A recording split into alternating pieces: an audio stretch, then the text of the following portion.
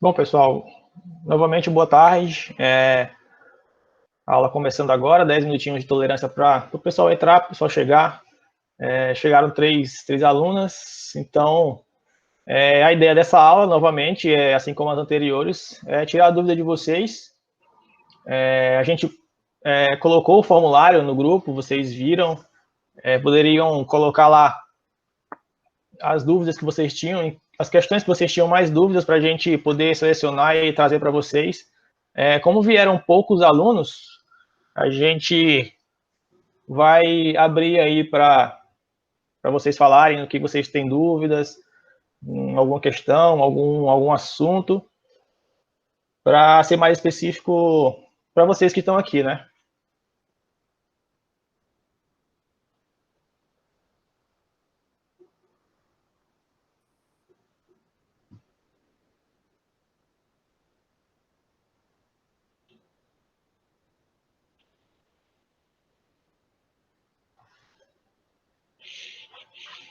Cinquenta e quatro, né? Calma, né?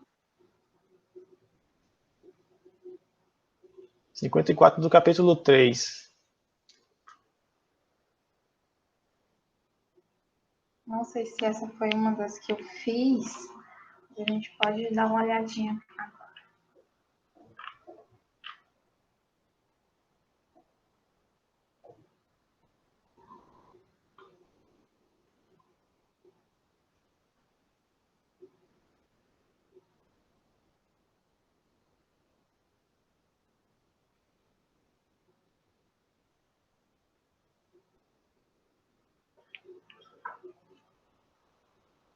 Só um minutinho.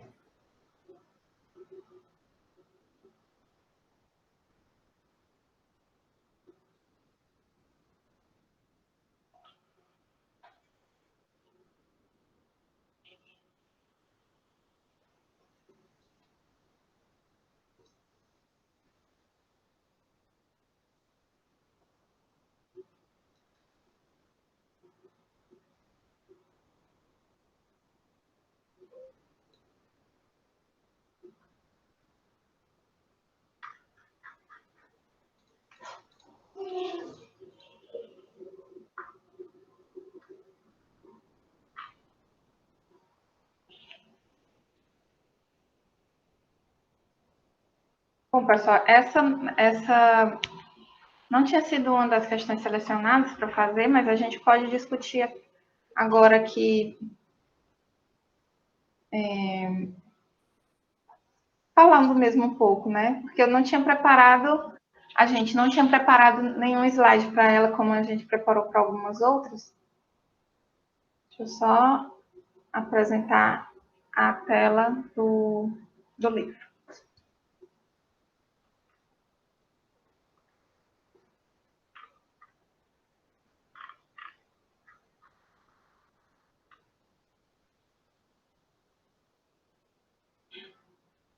Deixa eu ver aqui no chat. Então, essa daqui ela fala basicamente de...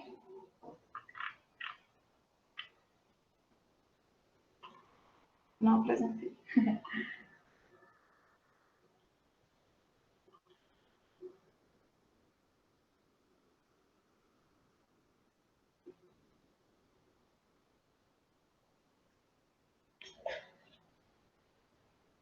Tá dando para ver o livro? Sim. Tá. Ela fala de um lançamento de um objeto. A aceleração, ele deu aqui um valor para a aceleração, que é 1/6 da aceleração de queda livre na Lua, é 1/6 daquela na Terra. Então, a gente pode pegar a aceleração da gravidade na Terra, que a gente considera como 9,8, e dividir por 6. E, geralmente, essas questões elas são resolvidas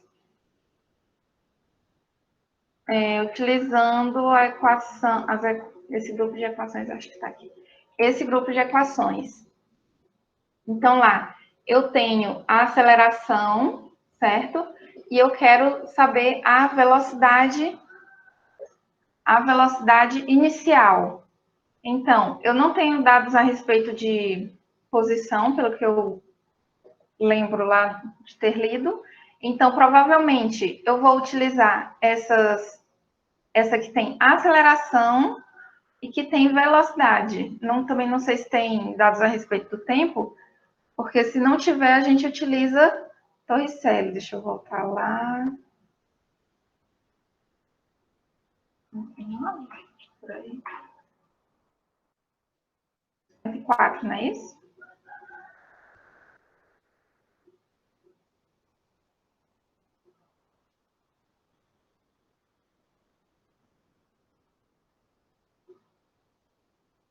Tá, o movimento horizontal, a aceleração ele dá.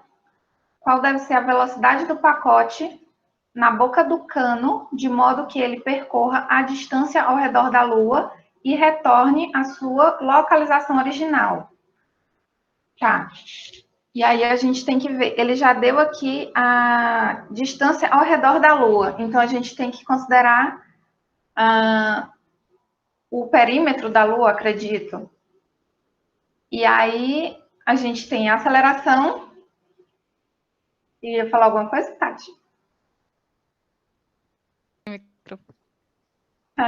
Ia, mas eu tava sem o microfone. Para essa, porque ele vai pedir a velocidade, né? Isso. Então, tu tem a aceleração, e aí, porque esse enunciado ele não tem, tu vai usar o raio. Isso, ele não dá os dados, né? 74. Isso, mas anota peraí que eu vou anotar no chat aqui. Tu vai usar aquela equação da aceleração centrípeta, que vai ser igual a v quadrado sobre r, né? Então, legal. Tu vai querer descobrir o v. Então, a aceleração tu tem, sim, e aí tu vai usar esse raio, né? Então, é 1,74 vezes 10 na sexta. Certo, é que ele não dá esses dados na própria questão, né? A gente tem que procurar. E aí, para resolver a questão B, ele vai pedir o tempo, né? Aí o tempo tem que lembrar, né? De usar aquela do período. Porque aí tu tem a velocidade que tu vai ter calculado na questão 2π, A, né? 2πr sobre T. R sobre aí então o T, isso, daí o T vai ficar 2πr.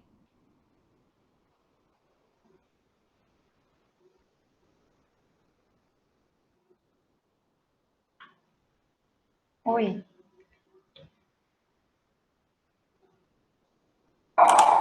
Ela travou.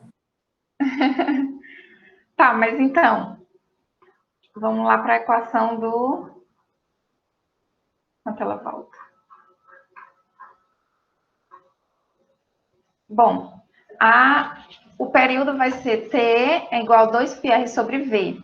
E aí a gente tem a velocidade, que a gente calculou na letra A, e aí é só substituir. Né? Porque a gente já vai ter o raio, 2π, uma constante, e a velocidade que a gente já tinha calculado na letra A.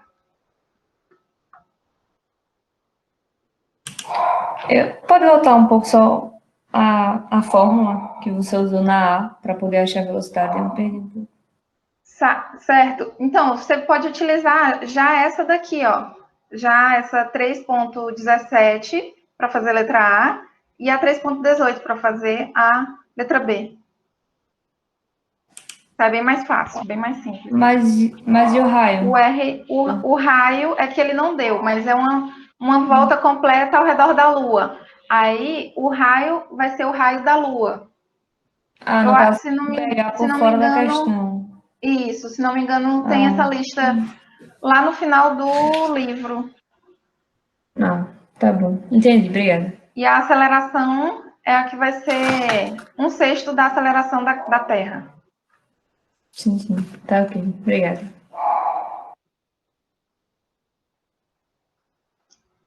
Eu acho que ela travou mesmo. Já ela volta.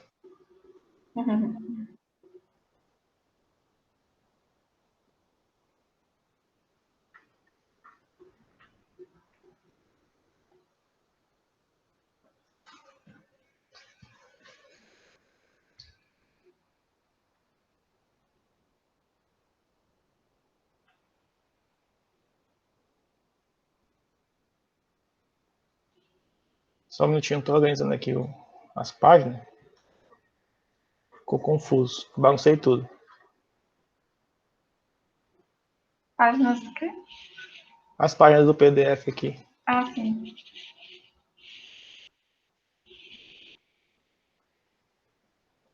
Certo. Deixa eu voltar aqui.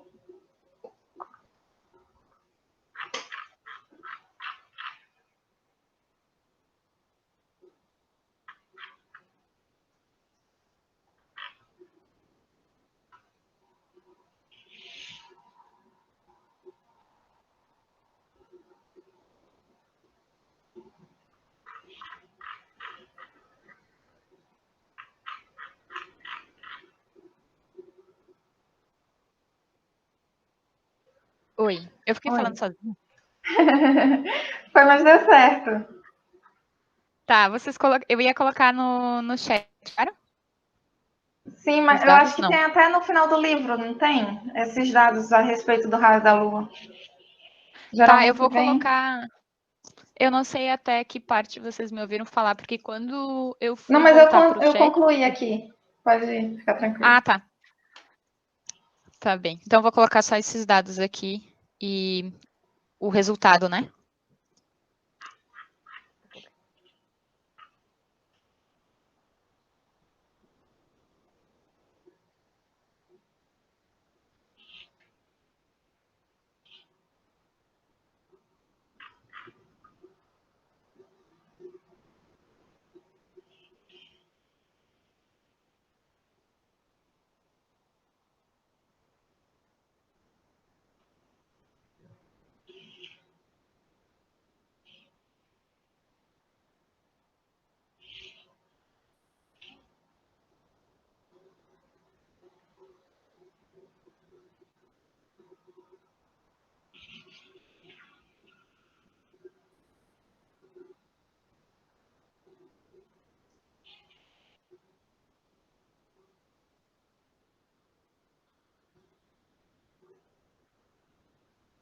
Pronto, acho que até com o resultado da letra A já fica bem fácil de fazer também a letra B, né?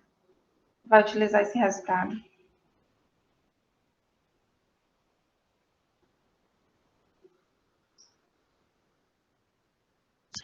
Sim, porque aí vai só aplicar Só a fórmula, aplicar né? a fórmula. Uhum.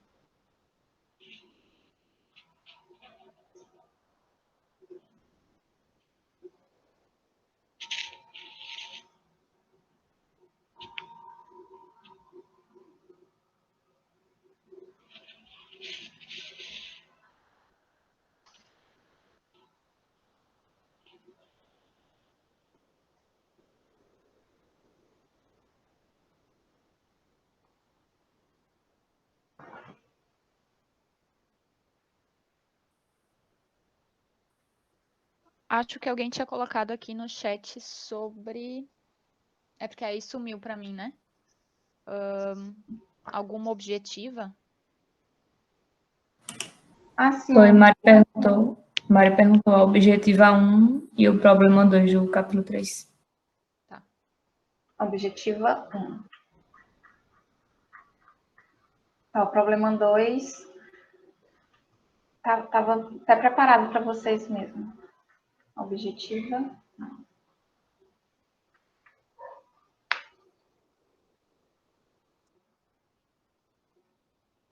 Um carro movendo-se em uma pista circular com velocidade constante tem aceleração.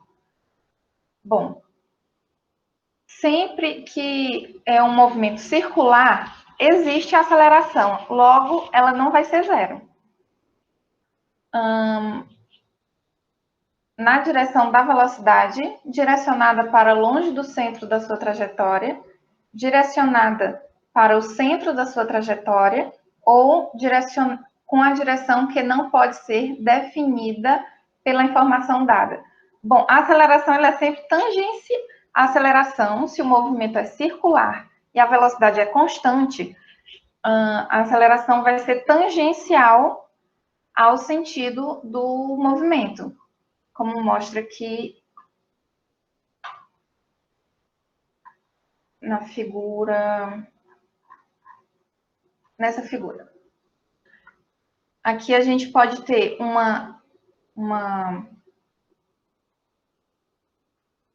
aceleração tangencial e uma aceleração radial. Sempre que tem movimento, existe aceleração.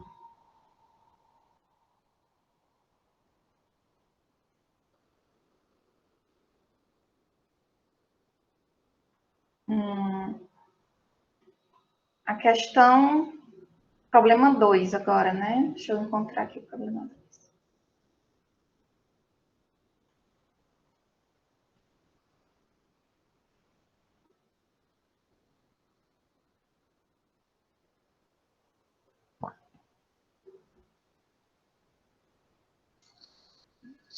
Eu vi aqui agora que ela está falando que, na verdade, era do problema 4, do capítulo 4.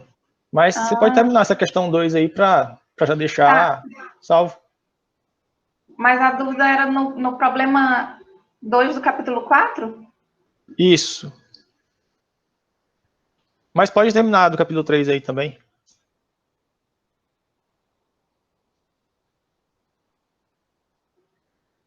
Bom, é porque eu acho que não há dúvidas nelas, no caso. Não, tudo bem. Então, a gente pode ir para do capítulo 2, que é a dúvida que ela perguntou. É que ela corrigiu logo depois, agora que eu estou vendo. Ah, sim, sim. Ela colocou 3, mas embaixo ela corrigiu como capítulo 4. Sim, sim, estou vendo. Então, eu vou parar de transmitir aqui para... Ou então deixa... Não, pode tirar.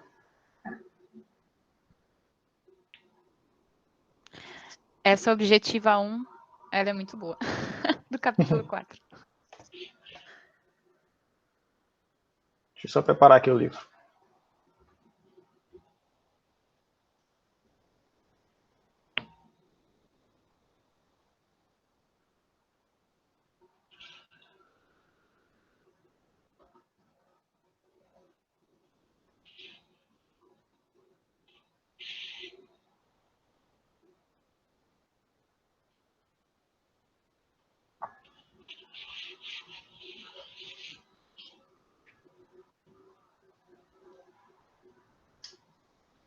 Bom, eu tenho essa objetiva 1 aí pronta. Se você quiser, eu posso falar sobre ela. Pode ser. Eu falo da... Eu preparo aqui a outra que ela perguntou, do problema. Certo.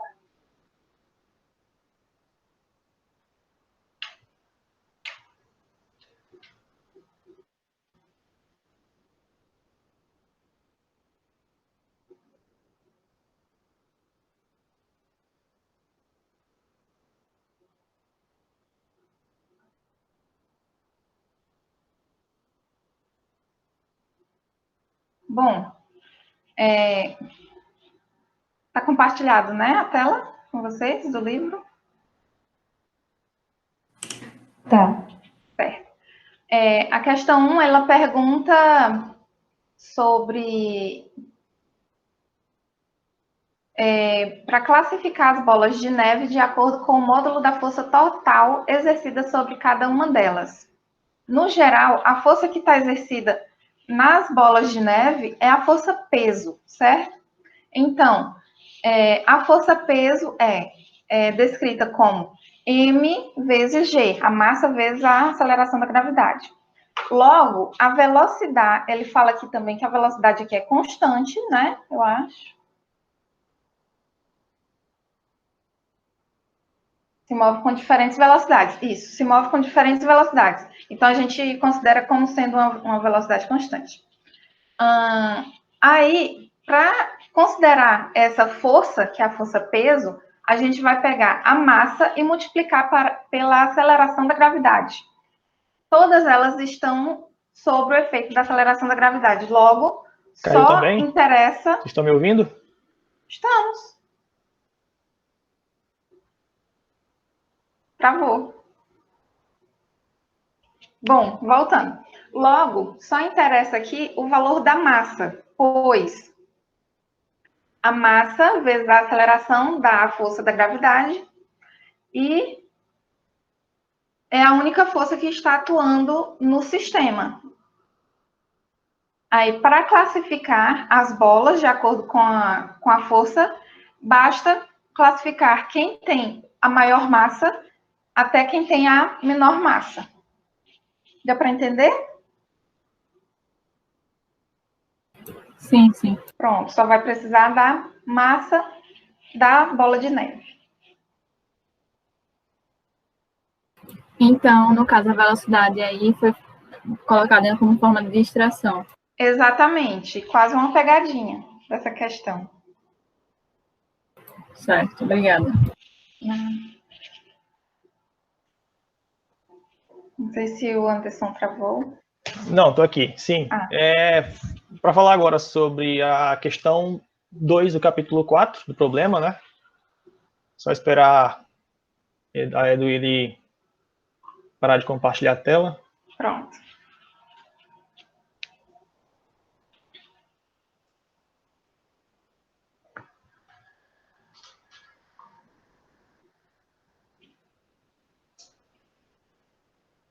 Bom, está aqui o livro, e aqui a gente tem a questão 2 do capítulo 4, que ele diz o quê? Um carro com massa de 850 kg está em movimento para a direita com velocidade escalar constante de 1,44 metros por segundo. Qual é a força total sobre o carro? Bom, pessoal, a gente pode ir, no caso aqui, por eixos. No eixo horizontal, que é o eixo da estrada que ele está andando, a gente não vai ter forças atuando sobre ele. Por quê? Aqui ele fala, mesmo ele dando a massa, ele diz que o movimento é a velocidade escalar constante, ou seja, não tem aceleração. E a gente sabe que lá pela segunda lei de Newton, para ter uma força aplicada no objeto, ou nesse objeto, depende se ele tiver aceleração não constante, beleza? Então, na letra A, no eixo da estrada, no eixo horizontal, não tem forças, não tem uma força total. Bom, no eixo vertical, a gente sabe que tem lá a força gravitacional, que puxa o carro para o centro da Terra, e como ele está acima da estrada, nós temos também a força normal, que é a força que o chão, no caso a estrada, faz no carro para cima, contrária à força gravitacional. Ou seja, as duas se anulam. Dessa forma, também no eixo vertical do problema, a gente também não tem força total. Ou seja, nesse problema em que o carro está em movimento para a direita com velocidade escalar constante, a força total nele é zero, ok? A força total sobre o carro é nula. Na letra B, ele pergunta qual é a força total sobre o carro se ele estiver em movimento para a esquerda. Bom, não faz diferença, a força total ainda é nula. O sentido que o carro está andando em velocidade constante não interessa. Se está em velocidade constante, a força total é zero. É nula. Beleza, pessoal? Só completando, não é que não tenha forças, né? Que nem você falou. Tem a força peso e tem a força normal. Só que elas se anulam quando somadas, né? Sim, foi o que eu disse. Isso. Só frisando para... Certo, pessoal? Essas foi duas questões do capítulo 4. Deixa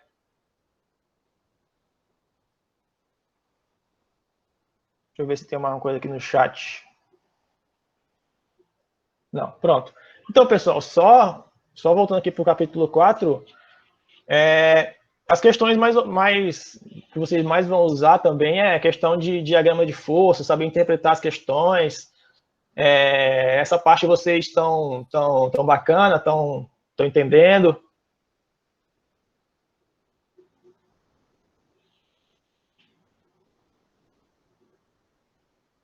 A minha outra dúvida também é em que lista que vocês estão? É porque aí teve pergunta do capítulo 3, 4, né?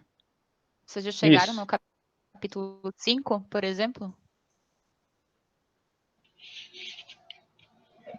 Não, de dúvida até agora foram duas do 2, duas do 3 e duas do 4.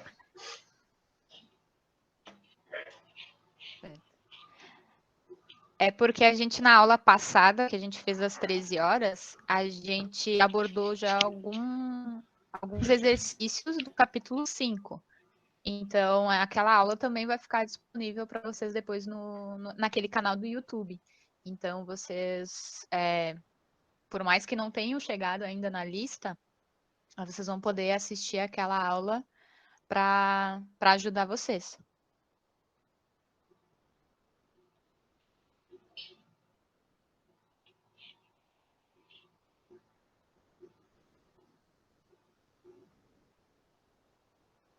Pronto, também, lembrando...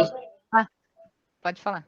É só lembrando mesmo que a Mariana falou que não chegou ainda no capítulo 5, que nem eu falei, que nem a gente falou na aula passada, na turma passada, é que vocês também podem tirar a dúvida pelo grupo, pessoal. Não parem de tirar dúvidas por lá, não. Qualquer hora vocês podem mandar, tem os monitores, tem os professores, então, quem não chegou lá ainda e está participando das aulas, quando chegar no capítulo 5, vocês podem perguntar lá no grupo, tá?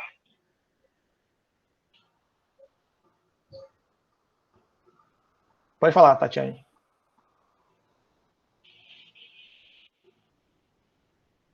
Não, eu ia falar exatamente isso que tu falou, sobre poder tirar as dúvidas lá também.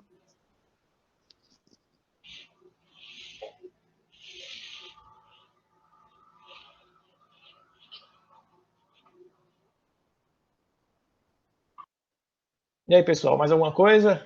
Alguma dúvida?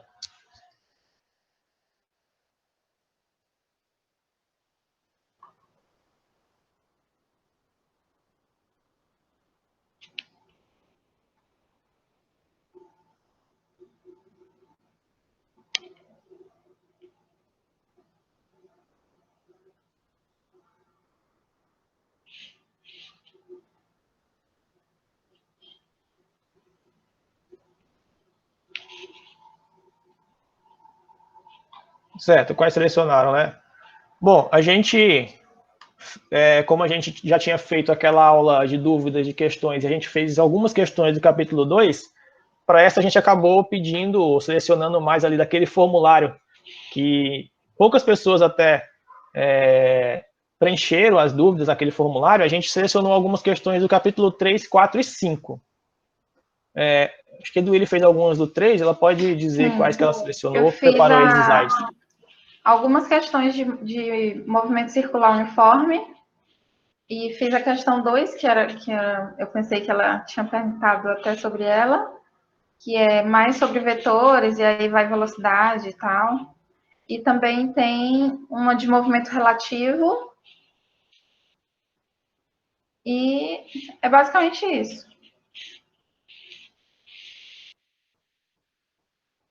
Quais que vocês fizeram?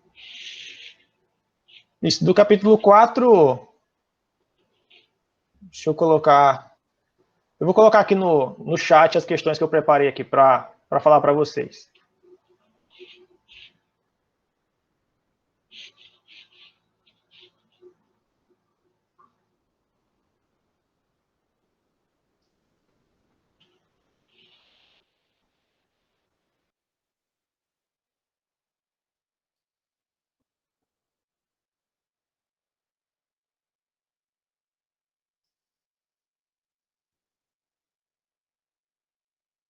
É um pedido aqui para fazer do movimento relativo.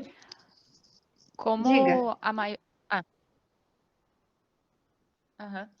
Como a maioria ainda não chegou na lista 5, se sobrar tempo, daí eu vejo se eu consigo rodar essa simulação que eu não consegui na aula passada, e aí eu resolvo pelo menos aquela questão 1, né?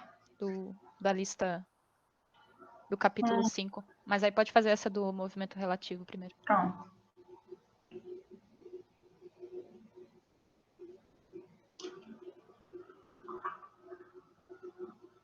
Só deixar o Anderson tirar o compartilhamento dele.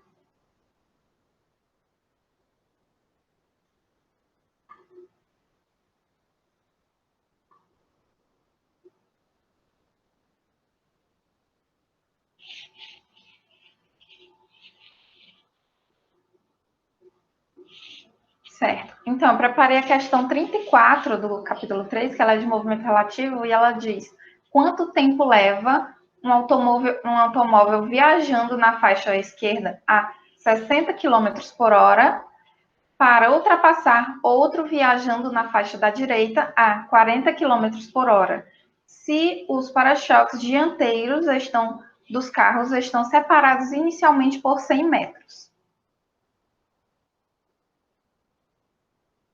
Então, a primeira coisa que a gente tem que identificar são as unidades. Então, a distância entre os para-choques está em metros e as velocidades estão em quilômetros por hora. A gente pode fazer de duas formas, ou transformando a velocidade para metros por segundo ou metros por hora, desde que fiquem em metros, ou da forma que eu acho mais simples, que é transformando a distância para quilômetros, que no caso seria 100 metros seria 0,1 quilômetros. Para isso, para resolver essa questão, a gente vai utilizar a equação 2.12 do livro e, montando essa equação para os dois automóveis, a gente tem que o x final do carro 1, que está em 0 quilômetros, está no marco zero, que eu considerei marco zero, mais a velocidade dele, tá? Aqui é meio da velocidade final mais velocidade inicial. A velocidade final e a velocidade inicial são a mesma, porque ele tá com velocidade constante, multiplicado pelo tempo. E a equação para o carro 2 fica x final 2 é igual a 0,1 km mais 40 km por hora, que é a velocidade, multiplicado pelo tempo. O que a gente precisa imaginar aqui? Quanto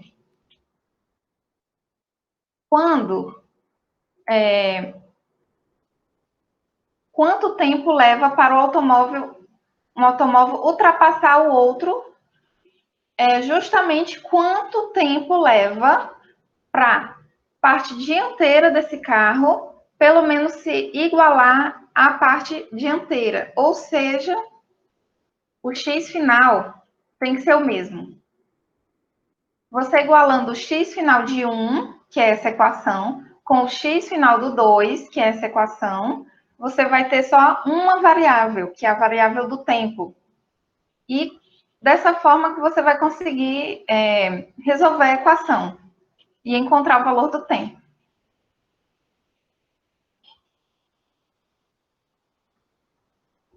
Certo? Com alguma dúvida, algum passo que vocês querem que eu fale novamente?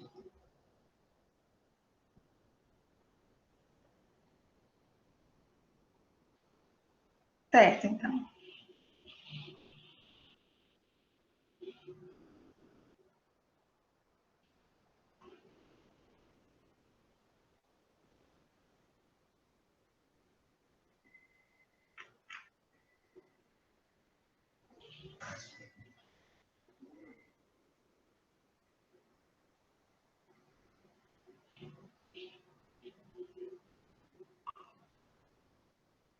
Pronto.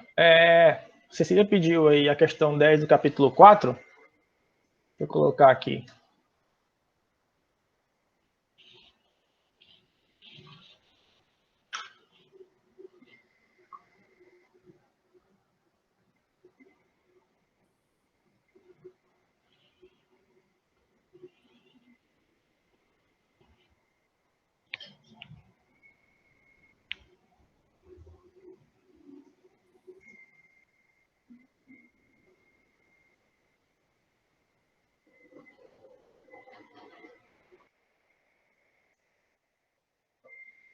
Pronto, carregou aí?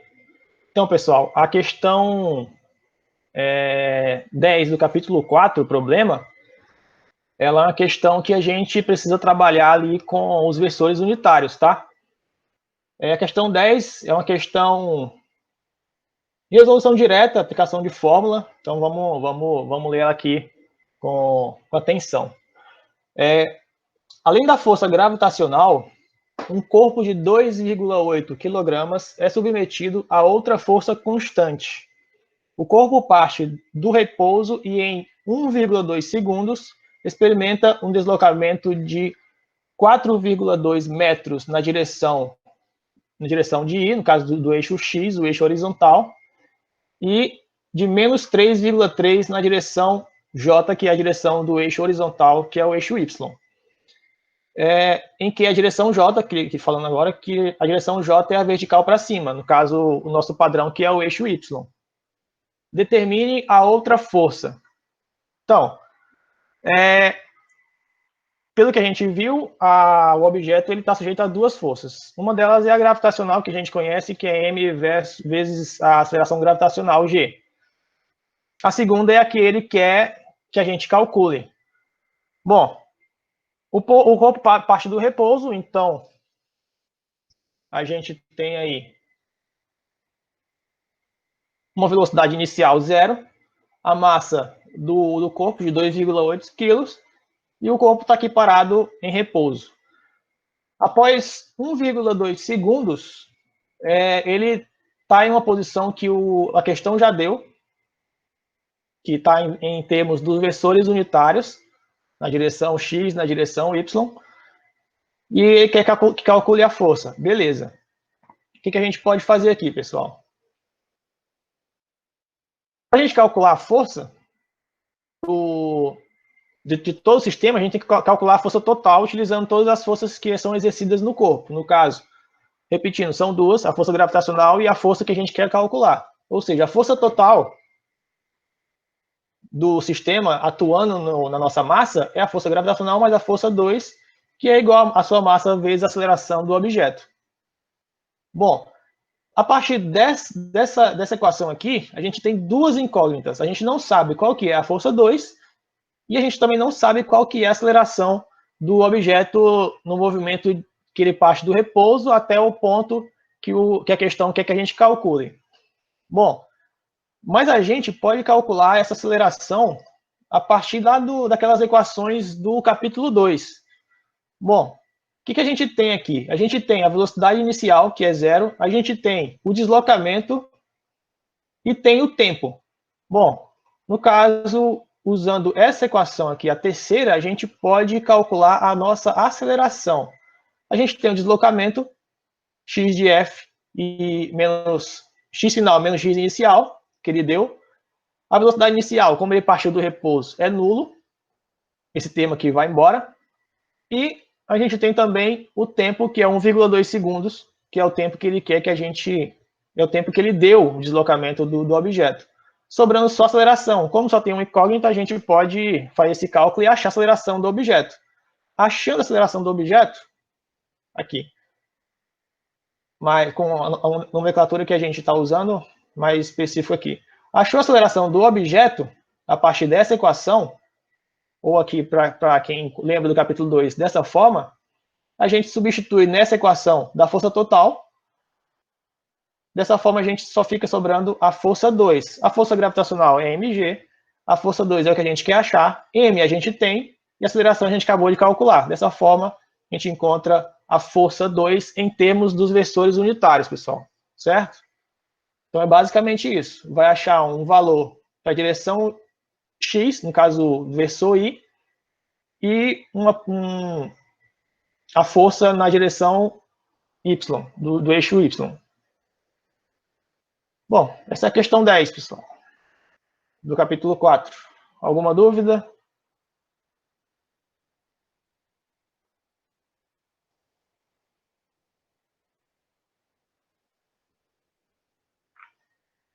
Tudo certo? Pronto.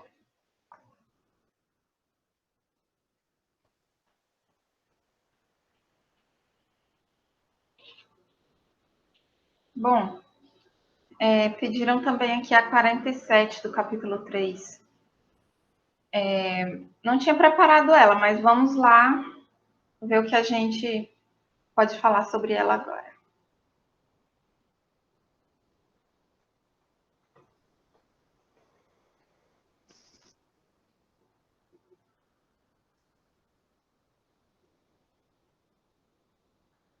Tá vendo minha tela, né? Pronto.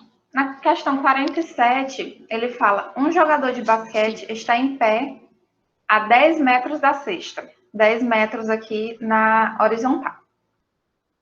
Conforme a figura 3.47, a altura da cesta é de 3,05 metros e ele lança a bola a um ângulo de 40 graus com a horizontal. A uma altura de 2 metros de altura. Aqui. Qual é a aceleração da bola de basquete no ponto máximo da trajetória? Bom, gente, a única aceleração que ele vai ter é realmente a aceleração da gravidade, tá? Letra B agora. Com que velocidade o jogador deve lançar a bola para que passe pelo aro sem bater na tabela? Bom, esse é um movimento bidimensional. Ele tem que percorrer 10 metros na direção X e também tem que percorrer esse 1,05 metros aqui na direção de Y, porque inicialmente ele está a 2 metros de altura e depois ele vai aqui para 3,5 metros. Primeiramente, para a gente resolver isso aqui, a gente vai utilizar a equação...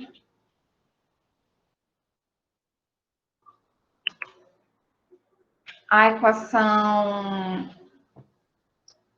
2.13. E aí, a gente já tem x final e x inicial, que é o 2 metros e o 3,05. A velocidade inicial é o que a gente quer saber. O tempo a gente não tem, a aceleração a gente tem. Então, para isso, a gente vai ter que calcular o tempo primeiro. Para calcular o tempo, a gente... Não lembro mais qual era a página.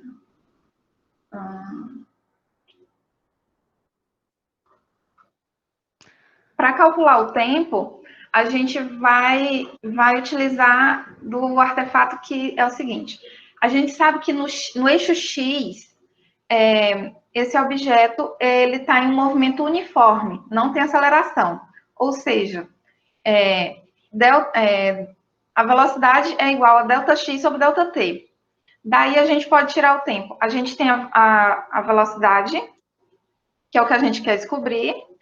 A gente vai ter o ΔX, que é os 10 metros, e o tempo. Logo, o tempo ele vai ficar em função da velocidade inicial. E aí, a gente tendo esse tempo em função da velocidade, a gente pode substituir naquela equação 2.13 para y, e aí a gente vai fazer várias manipulações matemáticas para encontrar o valor da velocidade, já que vai ter tanto o valor da velocidade, vai ter tanto o valor dessa velocidade aqui, como esse tempo aqui também vai ser dependente da velocidade. Deu para entender?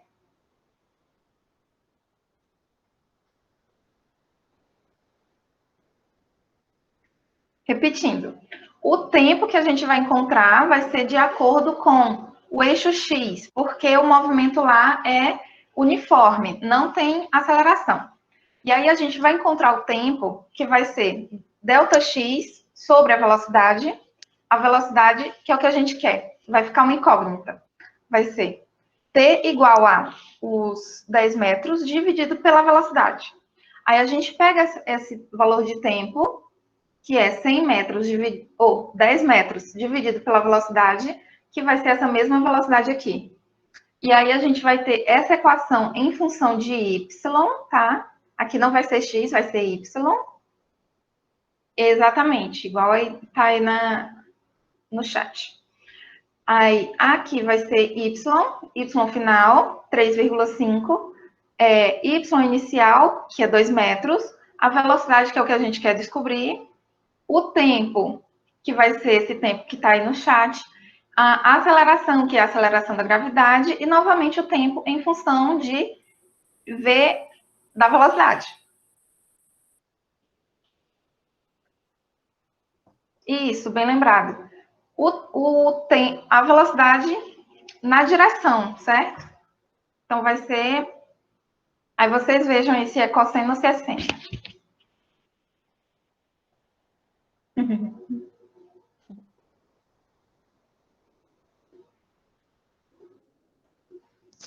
Como a Eduile falou, nessa questão tem bastante manipulação, Sim. né? Matemática para conseguir resolver ela, porque tu quer saber o valor da velocidade, né?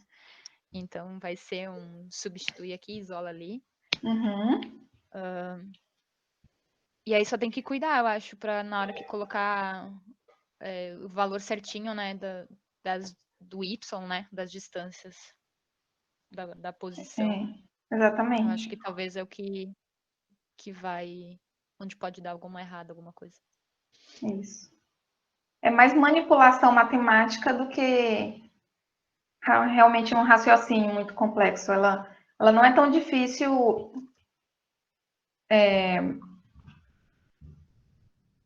não desgasta tanto a mente para pensar, mas ela realmente tem muita manipulação matemática que é chatinho, e se errar alguma coisa, aí pode dar um resultado errado.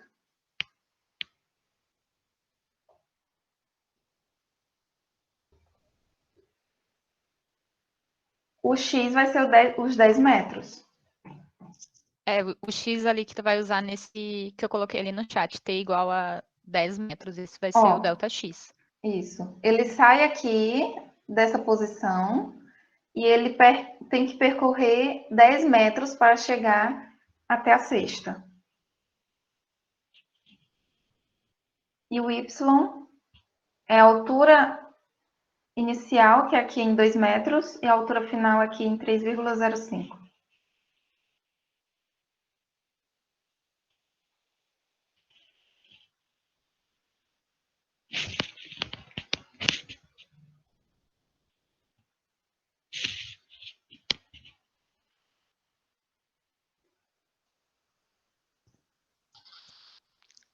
Além dessa, vocês têm mais alguma dúvida?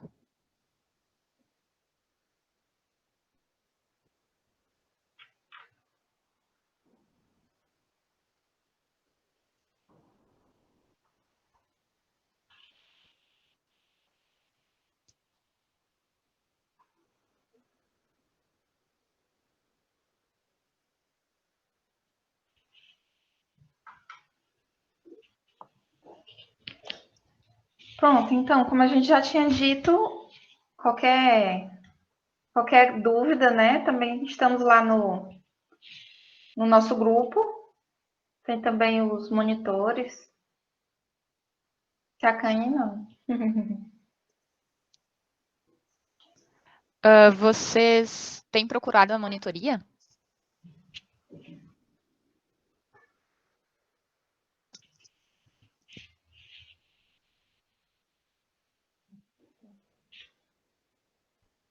Ótimo. Pois é isso, né, pessoal? Já que a gente conseguiu tirar algumas dúvidas de vocês, a aula vai ficar gravada, a aula também anterior também vai estar gravada, a gente tirou algumas dúvidas também de poucos alunos que apareceram lá na aula. Acho que tem aula amanhã também, né? Para outras turmas, também vão ficar gravadas. A gente vai tentar fazer as questões que a gente não resolveu aqui, tá? Para ficar um banco de dados melhor para vocês. Então, acho que é isso, pessoal. A gente se vê aí em breve.